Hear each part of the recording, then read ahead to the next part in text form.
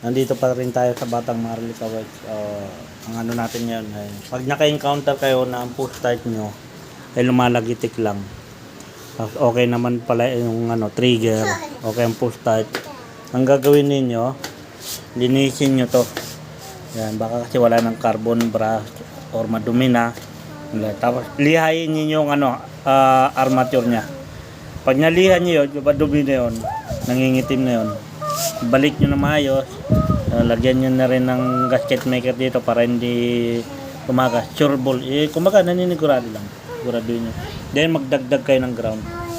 Galing battery. Ayan, yung kulay dilaw. Punta rito, ground. Ayan. Dito nyo ilagay. Ayan, dyan nyo lang. Ayan, lagyan nyo ng terminal. Ay terminal. So, kakalinis lang natin yan. Hindi ko na pinakita paano ko nilinis. Basta madali lang yan. Baklasin nyo lang. Pati pagkabit. So, try natin yan. I-push start. Kasi dinala to dito. Hindi na po push start yan. Puro kick lang. One click. Diba? Okay na. Puro kick lang ang may-ari yan.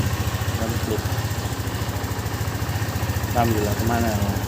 Baka mamaya namamalikmata lang tayo. Isa pa.